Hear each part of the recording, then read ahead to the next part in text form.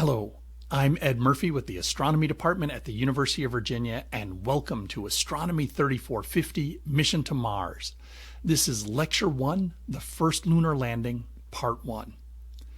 I think the best way to begin a course on what the first human mission to Mars might be like is to look back and think about the first and really the only time in human history that humans have landed on and explored a new world.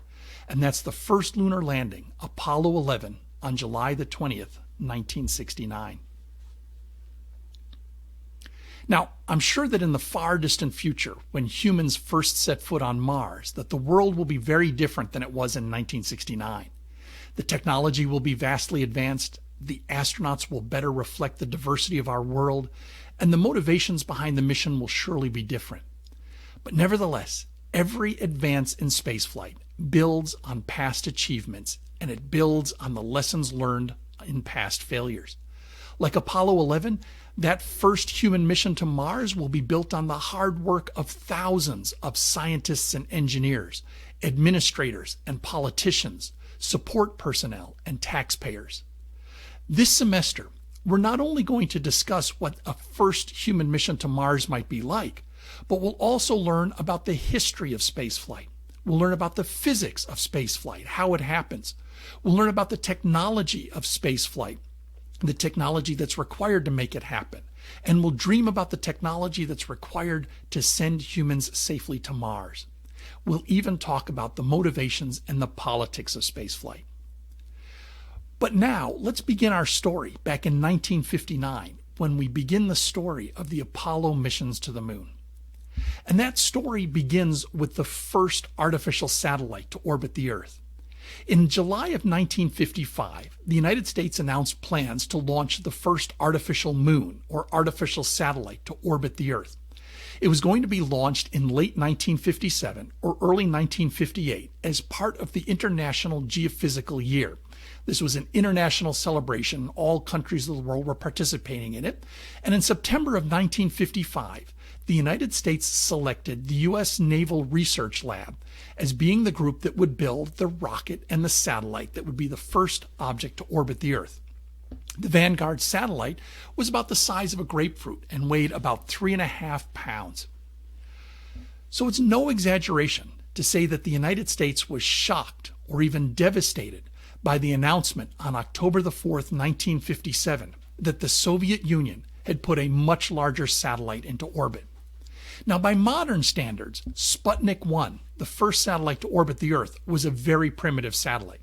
All it had inside was a radio transmitter, and that radio transmitter sent back to Earth a continuous set of tones or beeps.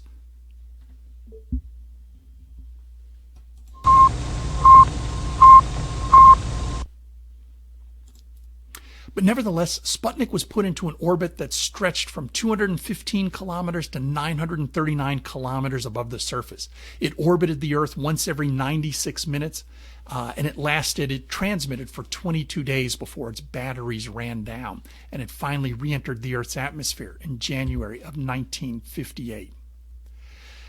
So the United States took a terrible hit to its prestige by having the Soviets beat it to launching the first artificial satellite into orbit. The Kennedy administration felt that it was necessary that the United States answer quickly with a launch.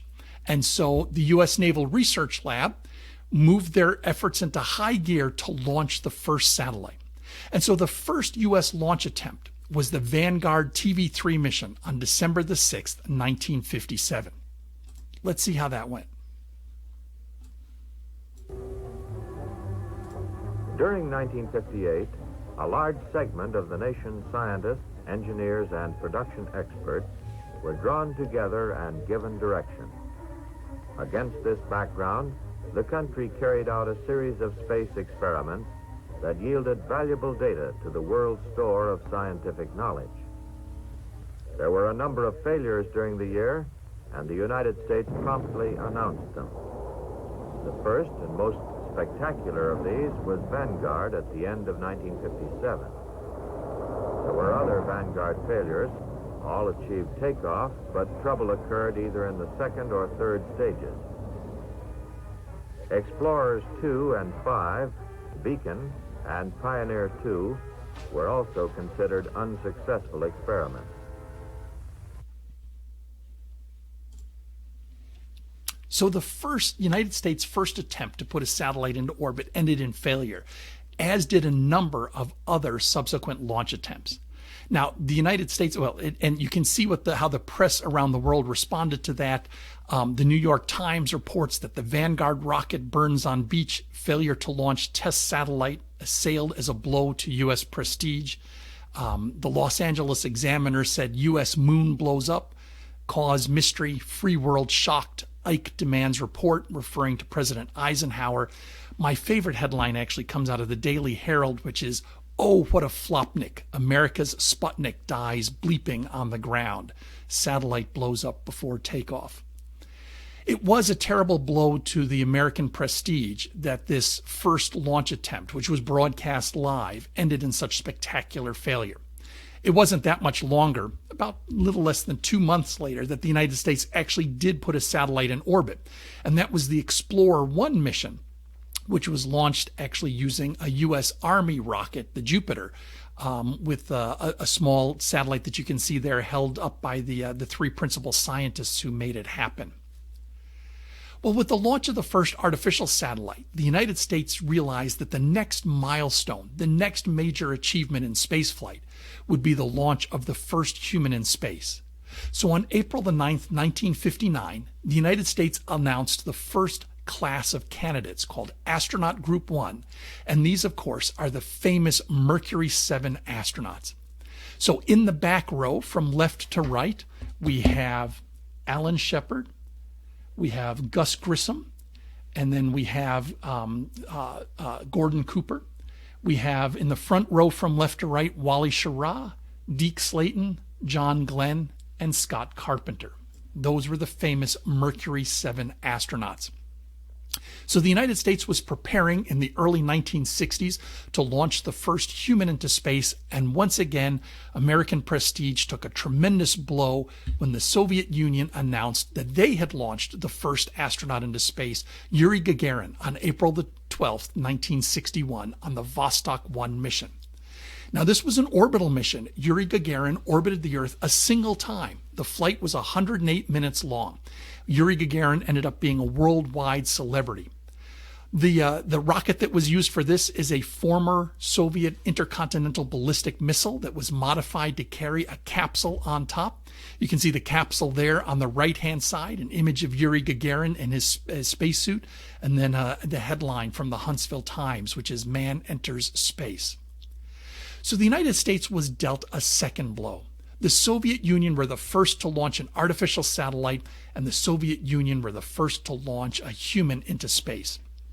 Just 5 days later, on April the 17th, 1961, the United States suffered even yet another blow with the Bay of Pigs invasion, an attempted overthrow of the government of Fidel Castro by U.S.-trained Cuban exiles. It not only failed to overthrow the Castro government, but it made him a hero in Cuba and further strengthened Cuban-Soviet relations. Now, the U.S. did have a success, and that was with the first U.S. astronaut into space. That was Alan Shepard on the Mercury Freedom 7 mission on May the 5th, 1961. Unlike Yuri Gagarin, this was not a mission that orbited the Earth. This was a simple up and down called a ballistic mission. He was launched from Cape Canaveral in Florida out over the Atlantic Ocean, reached an altitude of 116 miles before splashing down almost 200 miles downrange. Now, Alan Shepard flew on the Mercury spacecraft, which you can see there on the right-hand side. The Mercury spacecraft, the joke amongst the astronauts was you didn't get in it so much as you strapped it on. You can see that the Mercury spacecraft was not that much larger than the astronaut himself. It obviously had room for just a single occupant, and in the case of Alan Shepard, it was launched on the Mercury Redstone rocket. Now, the Redstone rocket did not have the ability to put an astronaut in orbit. It just had the ability to send them on this ballistic trajectory. So, the history of spaceflight as of May of 1961 is we have Yuri Gagarin on a single orbital flight, and then we have Alan Shepard on his single suborbital ballistic flight. And what's surprising about this is Kennedy's announcement on May the 25th, 1961. At this point, the United States had flown a single astronaut in space for just about 15 minutes of time. And John F. Kennedy gave a speech to a joint session of Congress. And in that joint session of Congress, it's certainly probably the most important speech in the history of spaceflight. Kennedy said that he believes that this nation should commit itself to achieving the goal before the decade is out of landing a man on the moon and returning him safely to Earth. It's such an important speech that it's worth listening.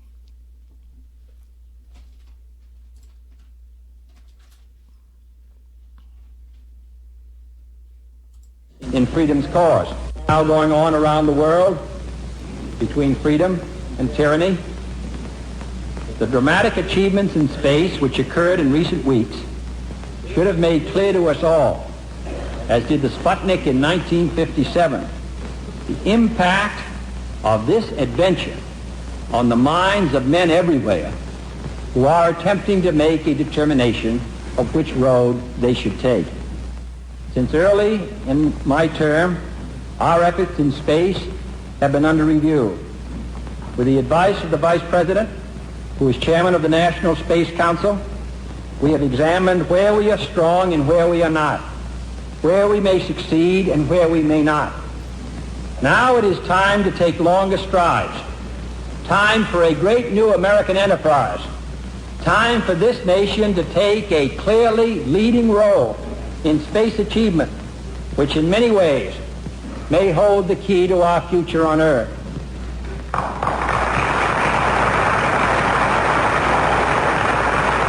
I believe we possess all the resources and talents necessary, but the facts of the matter are that we have never made the national decisions or marshaled the national resources required for such leadership. We have never specified long-range goals on an urgent time schedule or managed our resources and our time so as to ensure their fulfillment. I therefore ask the Congress, above and beyond the increases I have earlier requested for space activities, to provide the funds which are needed to meet the following national goals.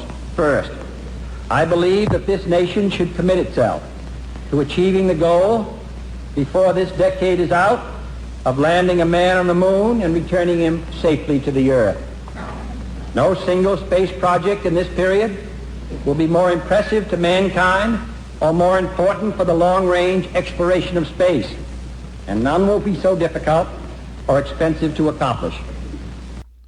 So Kennedy committed the United States to landing a man on the moon and returning him safely to Earth before the decade was out. And this was May the 25th, 1961.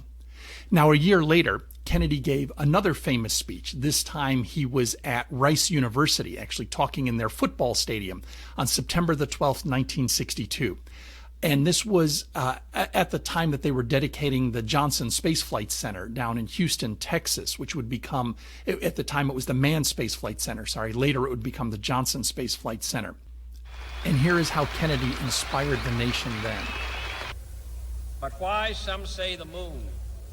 Why choose this as our goal? And they may well ask, why climb the highest mountain? Why, 35 years ago, fly the Atlantic? Why does Rice play Texas? We choose to go to the moon. We choose to go to the moon.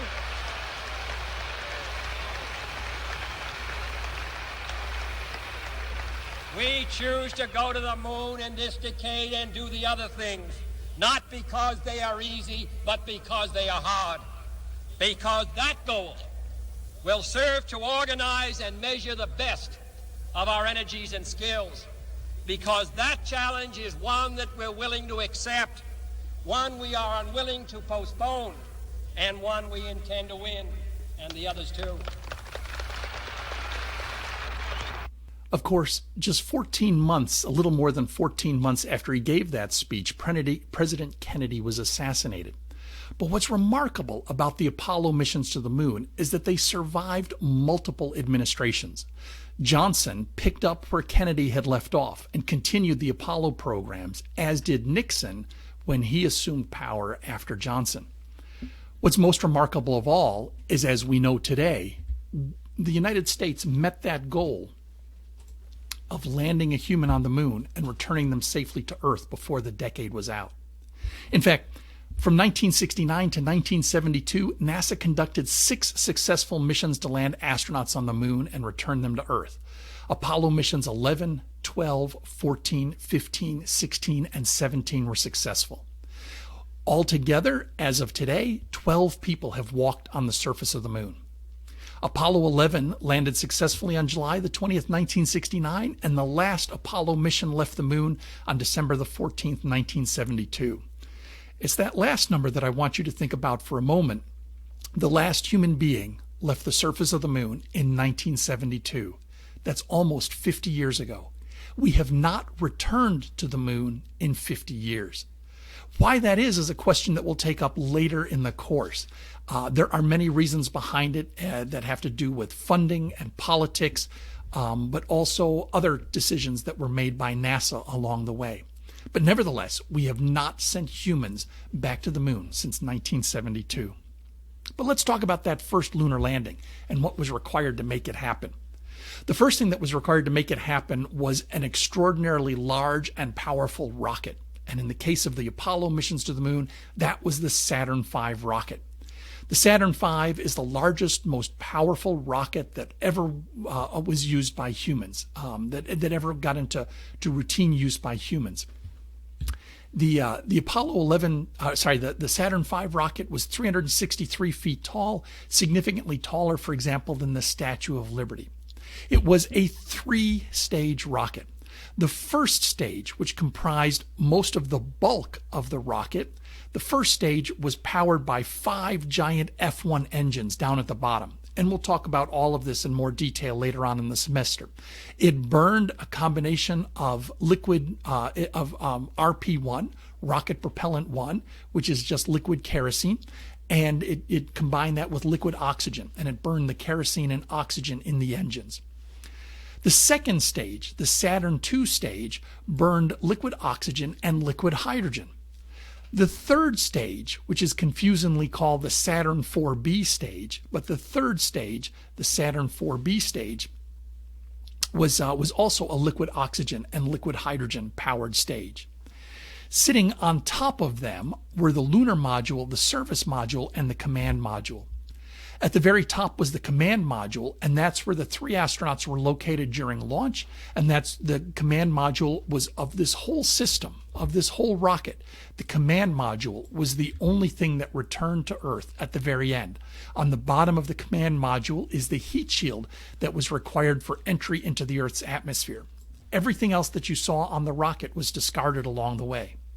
The service module is what kept the astronauts alive on their way to their moon, while in orbit around the moon, and on their way back from the moon. And it included a very large engine on it, the Service Module Propulsion System, the SPS. And that was the engine that put the astronauts in orbit around the moon, and then took them out of that orbit and brought them back to Earth. Below the command module and the service module on the Saturn V rocket was, of course, the famous lunar module. The lunar module consisted of 2 parts. There was the descent stage and the ascent stage. The descent stage was what had the engines and the fuel that were used to land on the surface. Once they landed on the surface, the descent stage acted as the launch pad for the ascent stage, which had its own engine and its own rockets, but were only used in lifting off the surface of the moon and bringing the astronauts back into orbit.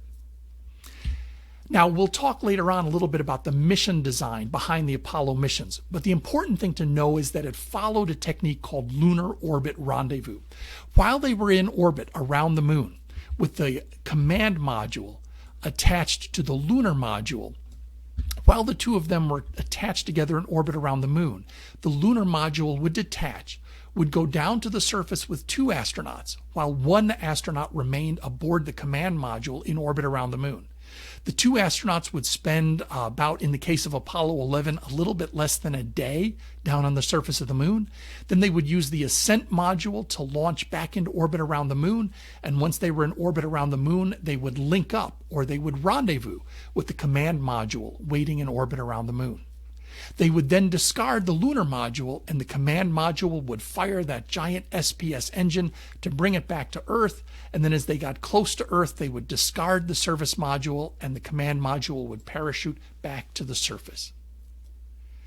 Now, the crew for Apollo 11 was Neil Armstrong, the commander, Edwin Buzz Aldrin, the lunar module pilot, and Michael Collins, the command module pilot. So here are the three of them. From left to right, we have Neil Armstrong, the commander. We have Michael Collins, the command module pilot, and then Buzz Aldrin, the lunar module pilot. The whole goal of Apollo 11 was to fulfill Kennedy's vision of landing a man on the moon and returning him safely to Earth before the decade was out. A secondary goal was return some samples from the lunar surface. I think it's important to keep in mind that the primary goal for going to the lunar surface was to fulfill Kennedy's vision, and Kennedy's vision was about beating the Soviet Union to getting to the moon. After the United States had lost the race to put the first satellite in orbit, after the United States had lost the race to put the first human in orbit, Kennedy went to his advisors, including President Johnson, and asked them what was something we could win at, what was something we could do and beat the Soviets. And Johnson put together a space task group, and the space task group looked at all the possible things, building a space station, going into orbit around the moon. And the space task group came back and said that the Soviets were advanced enough that we may not be able to beat them at putting a space station in orbit, but that putting a human on the moon and returning them safely to Earth was so far in the future and so hard to do that any advantage the Soviets had could be made up by the United States. And that was how we selected the mission to the moon. Kennedy's vision primarily arose out of a goal for the United States to beat the Soviet Union to the surface of the moon. So where did we land on the moon on the first mission? There were a lot of technical considerations. The first thing to know is that we had to land someplace close to the equator on the moon. The first vehicle that went to the moon did not have the capabilities to land sufficiently far enough from the equator. Orbital mechanics demands that if you launch from the Earth and go into orbit around the moon, you'll be relatively close to the orbit, to the equator of the moon, and it takes a lot of energy, a lot of fuel to change that orbit. So they decided to land someplace close to the equator.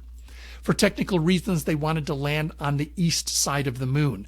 And that was if there were any delays in the launch, they could move the launch site further west as the moon went through its phases. By delaying the launch a few days, they could move the launch site further to the west. So they wanted a launch site on the eastern side of the moon. And basically, they had the choice of landing on these dark regions called the Maria or landing on these very heavily cratered regions called the Highlands.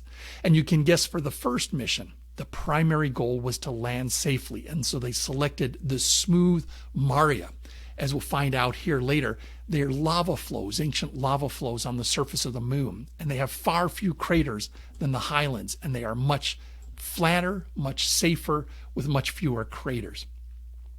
So putting all those things together, it was decided that Apollo 11 would land on the Sea of Tranquility, Mare Tranquillitatis. So if we look at the moon, we can see that these seas are typically round in shape, and that's because the lava flowed in and filled in the bottoms of giant craters that we call impact basins, and they all have fanciful names such as the Sea of Chryses, Mare Crisium, the Sea of Serenity, the Sea of Tranquility, the Sea of Fertility, the giant Mare Imbrium, the Sea of Showers over here, or even this giant ocean on the left-hand side of the moon. Of course, not a liquid water ocean, but it's called Oceanus Procellarum, or the Ocean of Storms out there. So that's the surface of the moon, and Apollo 11 landed on the Sea of Tranquility. Through a small telescope or a pair of binoculars, if you look at the Sea of Tranquility, you want to look in the lower left-hand corner, and that's where Apollo 11 set down on the surface. In more detail, with a small telescope, you can see a crater whose rim is half buried underneath the lava flow. It looks like two little horns sitting up on the bottom of the crater there, on the bottom of the giant impact basin. The way to find the Apollo 11 landing site is you find the leftmost of the two horns and you go up a little bit, and that's where Apollo 11 set down on the surface. Now, of course, it's not visible from a ground-based telescope because the Apollo 11 spacecraft itself was so small compared to the moon, but nonetheless, that's where the landing was. As they were orbiting the moon about a day before the lunar landing, they took this photograph of the landing site. This is just as the sun was rising at the landing site. You can see that half-buried crater on the southern end of the Sea of Tranquility right there, and just above that left horn, that's the landing site right there. What you see in the foreground here is one of the thrusters on the command module. Here's another view of the landing site showing you that it was fairly smooth. There were certainly craters around. You'll notice the little scale down here that shows you 10 kilometers. That's about 6 miles across from side to side. So this shows you the landing site where we first landed on the surface of the moon and in that southwest corner of the Sea of Tranquility. So the mission itself. The Apollo 11 was launched on the Saturn V rocket on July the 16th, 1969. The launch was successful, no issues at all. T-minus 15 seconds. Guidance is internal. 12, 11, 10, 9. Ignition sequence starts. 6, 5, 4, 3, 2, 1. 0. All engine running. Liftoff. We have a liftoff. 32 minutes past the hour. Liftoff on Apollo 11. Tower cleared. Here we got a roll program. Neil Armstrong reporting the roll and pitch program, which puts Apollo 11 on a proper heading.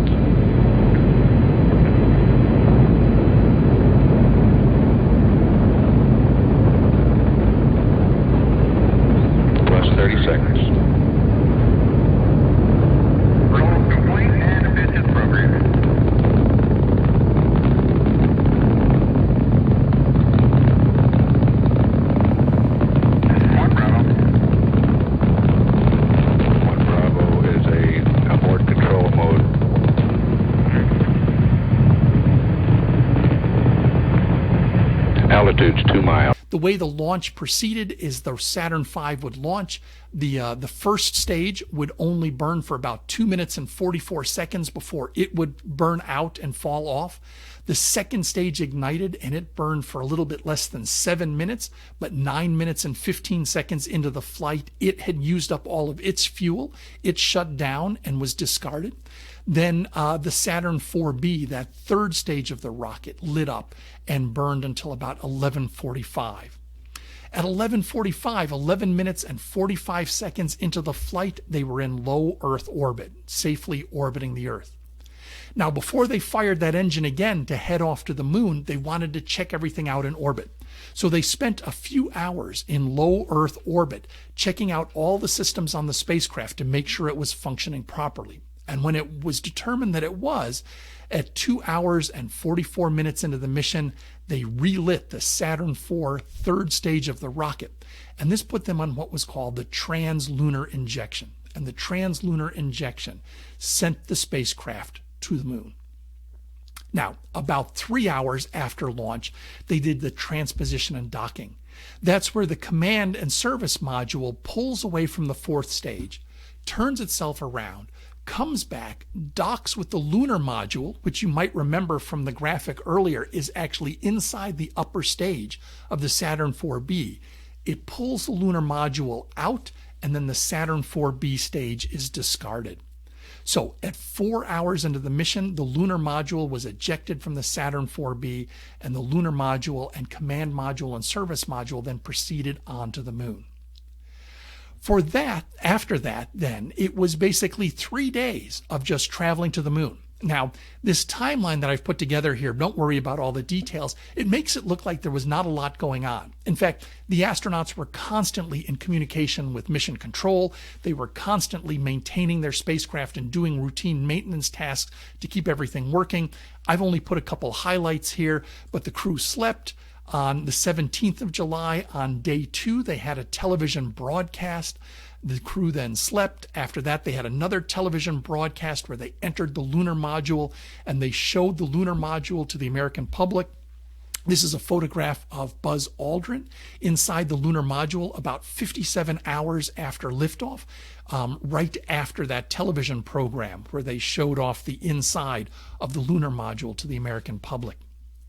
The crew finally slept, And then on the 19th of July, 1969, Apollo 11 passed behind the moon. LOS stands for loss of signal.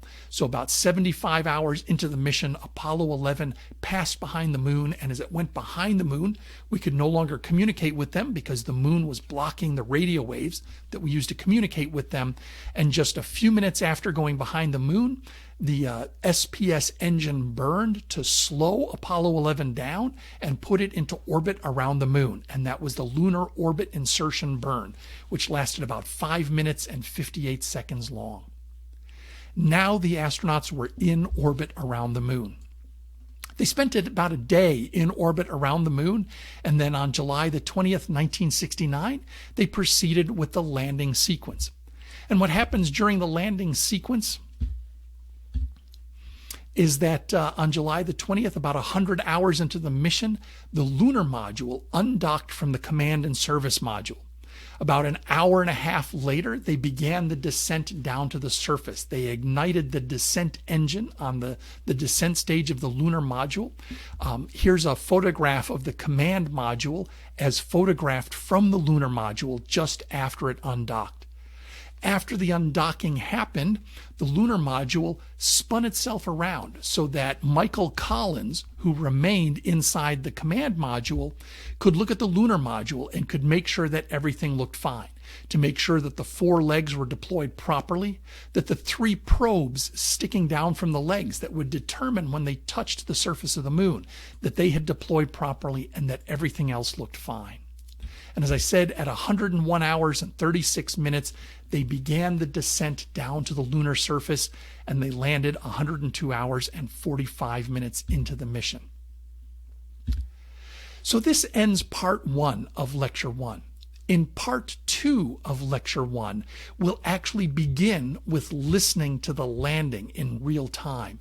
And then I will go on and talk about the activities that happened on the surface. So join me in part 2 of Lecture 1 when we talk about the lunar landing itself.